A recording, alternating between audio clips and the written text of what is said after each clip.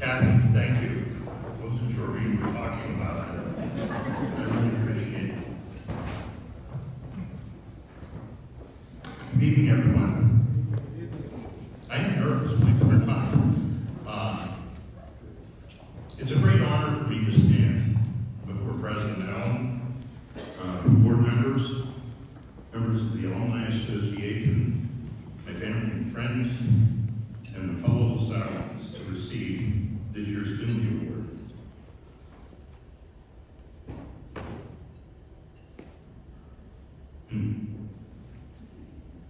Named after a very distinguished alum who gave so much. I also want to acknowledge his family members who are present tonight and also past LaSallian winners of this award. This award and presentation has led to a real soul search for me about my life today.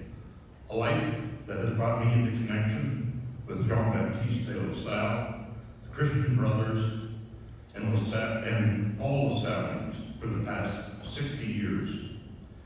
The one constant theme in God's plan for me has been a connection to the brothers.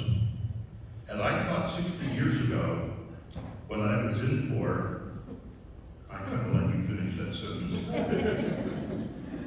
Let me tonight quickly share that journey and the connections, discuss the uniqueness that we have all shared here together, and conclude with a message of hope, gratitude, and responsibility.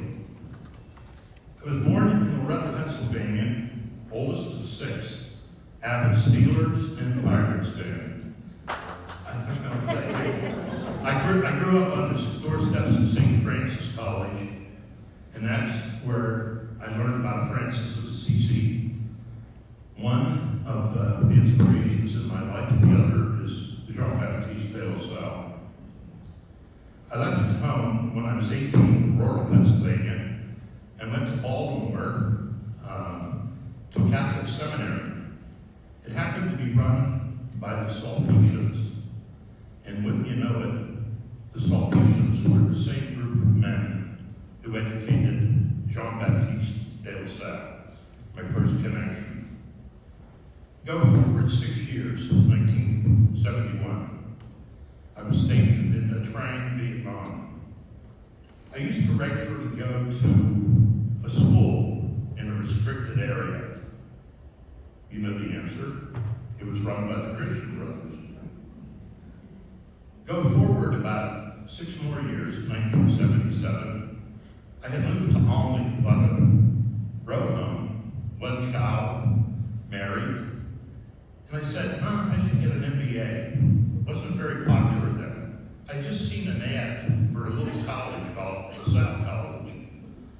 And I looked, and it was only a few blocks away. So I came over and met with Joe King.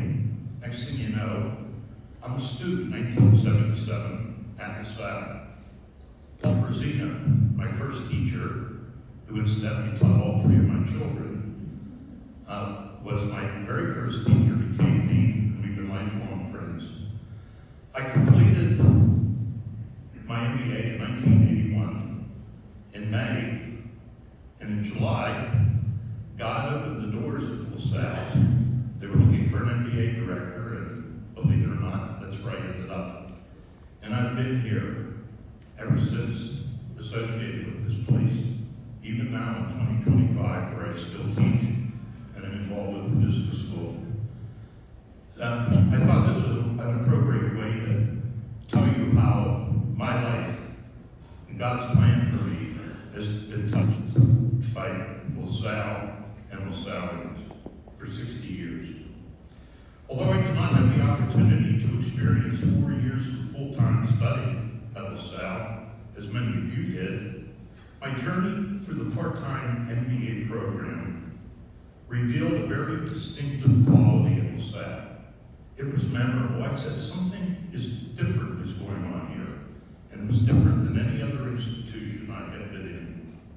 It has taken me years to be able to define that special, distinctive, transformational quality. Many elements that make up the LaSalle experience are present at other colleges and universities, but here they come together in a way that is remarkable, distinctive, and easily experienced, even to outsiders. Currently, higher education in America faces its most difficult period, I believe, since World War II, with many institutions closing their doors. LaSalle is not immune to these challenges. Last summer, I returned to the business school to assist with the accreditation process going on, and attended the president's opening meeting last fall.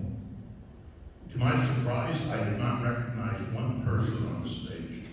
However, as I spent time working with the faculty and students and reviewing all that was taking place, I realized that Jean-Baptiste de LaSalle could have walked through LaSalle's doors today and recognized it immediately as one of his schools.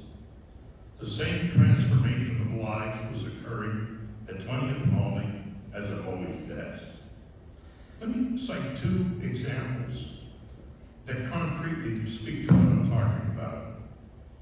This past March, only 7 months ago, the chair of the AAC History Accreditation visit team from Detroit Mercy, in his closing remarks and closing evaluation as he was leaving, said the following: "There is not one Catholic school in this country that would not be proud to have the faculty you have here." The second thing that always has been telling to me is that rating we got from the Georgetown University Center on Education and Workforce in their 25 report. It found that LaSalle was top 5 in Pennsylvania and top 10% nationally for the postgraduate earning potential and power of LaSalle graduates in a 10-year period. That says something to me because I believe there is a direct line between the rankings and what happens in the classrooms, dorms, auditoriums, and hallways of LaSalle. And I think you will agree with these statements I'm going to make about the alums and graduates. They are servant leaders. LaSalle grads hit the ground running. If you want to get the job done, look for a LaSalle grad. LaSalle grads have grit and a work ethic. And thank God many of them still live in the area. This distinctive quality of a LaSallian education is hard to describe, but you know what happens when you experience it and when you meet its graduates.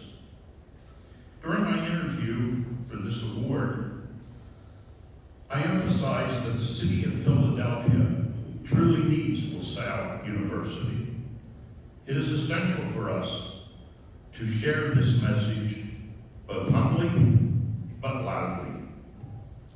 This city depends on LaSalle because Philadelphia and its surrounding region would not be what it is today without the influence of LaSalle alums and this institution itself. We are an anchor institution for the Germantown community, the city of Philadelphia, and the region.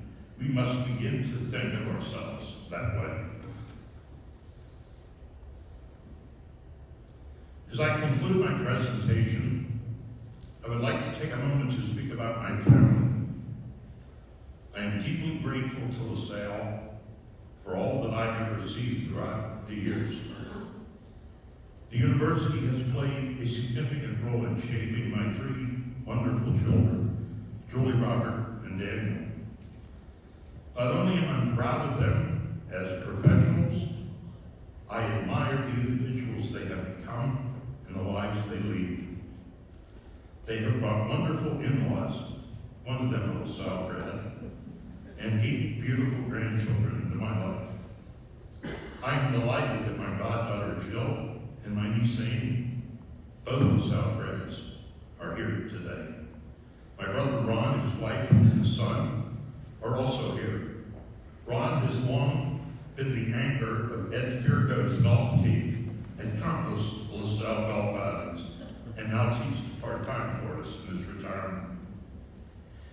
There is, however, one dear family member who is absent tonight.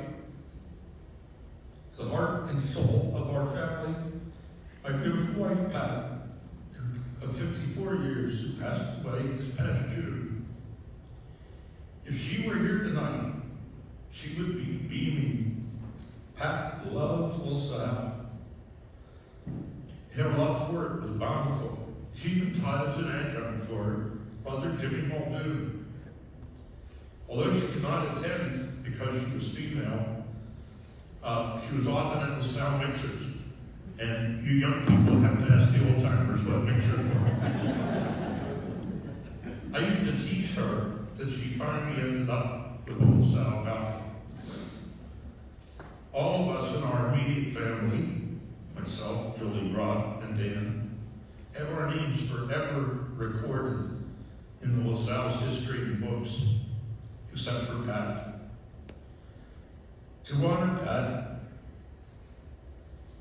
and have her name join ours in LaSalle, the Bruce family has pledged, to establish Patricia Pat Bruce Memorial Scholarship Endowment. This endowment will support students majoring in biology or business. So Pat, you're one of us now.